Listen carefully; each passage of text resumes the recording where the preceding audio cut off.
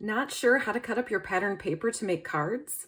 Hi, I'm Jessica Taylor from Ink It Up with Jessica, and in this video, I'm going to show you how you can make 12 cards from one sheet of 12 by 12 patterned paper. So a one sheet wonder is where you take one sheet of patterned paper, cut it up, and then you're going to use each piece to make a card. Well, there are lots of different templates available. I think the easiest one sheet wonder is to cut your pattern paper into 12 of the same 3 by 4 pieces. You can make 12 of the same card, which is really fast and easy, or you can create 12 different cards. For these cards, I used a piece of pattern paper from the delightfully eclectic designer series paper pack from Stampin' Up. One side has these cute little tulips, and then the other side has this fun polka dot pattern. So sometimes when I'm doing a one sheet wonder, I will use the same side for all the cards, but I wanted to make a variety and I liked both sides of this paper, so I decided to mix it up. Okay, now let's talk about cutting your pattern paper into those 3 by 4 pieces. If your paper has an obvious up and down, like this flower paper does, where you want the flowers to be up and down, not sideways across your card, then you're gonna wanna think which direction you want to cut your paper. If you have an all over pattern like the polka dots, it doesn't really matter because you can make cards that go both ways. So when you're cutting a paper like your flower paper, you want to think about, do you want your cards to go up and down like this, or do you want them to go across like this? So once you've decided that, you can cut your paper. For these cards, I wanted my flowers to be longer this way so that I could make, I guess, vertical cards, if you will. And so when I cut my paper, I'm going to start by cutting it into 3 4-inch strips. I'm going to turn it on its side so that my 4-inch strip is this way. So then I'll just cut it at 4 inches. And then I'll cut it at 4 inches again. If you have a paper cutter that you can cut multiple pieces of paper at once, you can cut all 3 of these at the same time because you're just going to cut them into 3-inch pieces.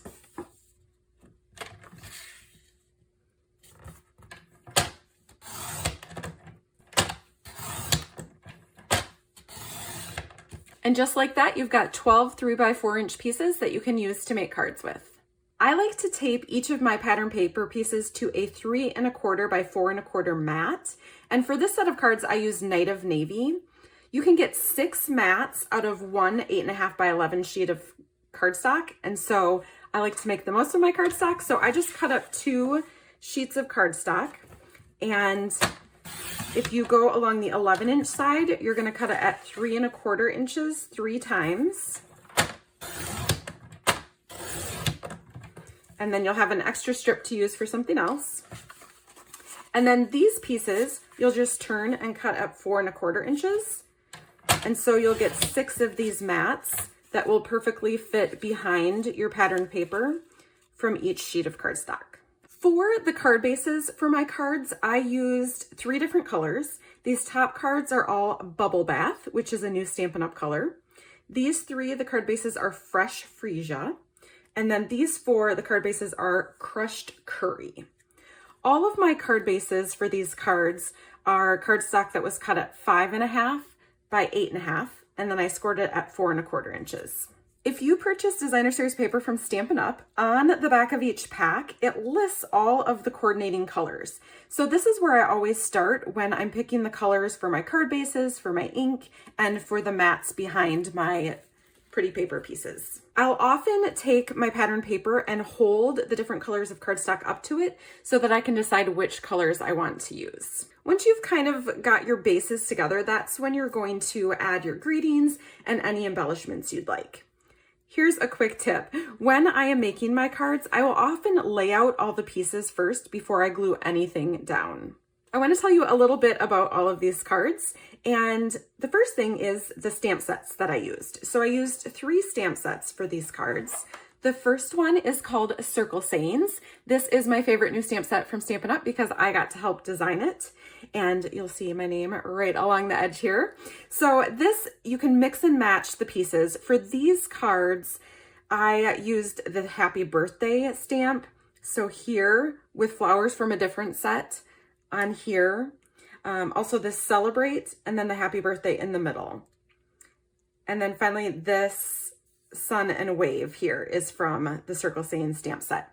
This does come in a bundle with a 2 3/8 inch circle punch, and that's what I used on a few of these cards. The second stamp set that I used on these is called Just My Type, and I love this stamp set as well. That's where these flowers came from.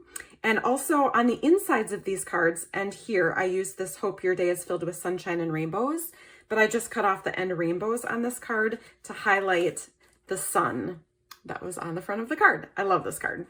I also used this flower here on the background of this card, and I used the same word stamp on the background of these two cards. So I just stamped all of those backgrounds with Versamark ink. Because it's a watermark ink, you can stamp it on any color and it'll just look a little bit darker. And then the third stamp set is called Phrases for All, and I used the congrats on this card here. And I did the same with the Versamark ink on the background. The other thing that I used on a lot of these cards is the new Nested Essentials dies. I like how these fit in the congrats. These rounded corner ones I used for a lot of these birthday ones, and then the little happy birthday as well. And then I did use this little banner on this card here. A few other things that I used. This embossing folder here is new. It's called Exposed Brick.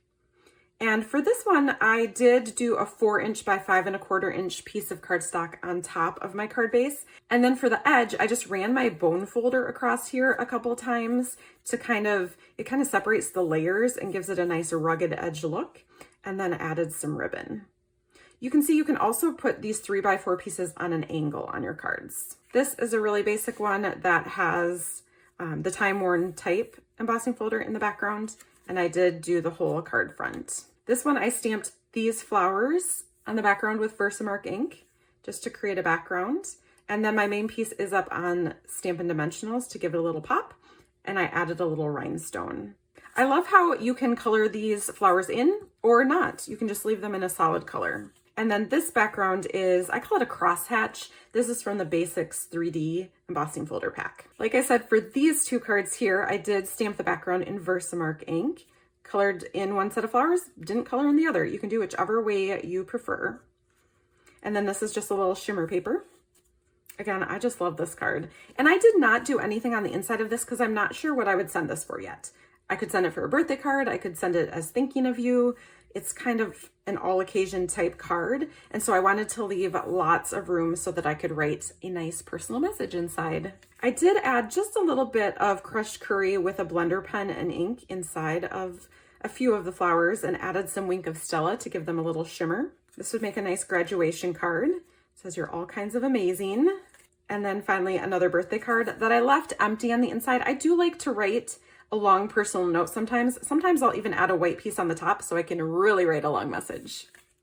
So those are the 12 cards that I made with this one sheet of paper. I hope that you'll grab a piece of pattern paper now and make 12 quick cards. You can make them all different or all the same, whatever your preference. Watch this video next for more ways to use your pattern papers to make cards.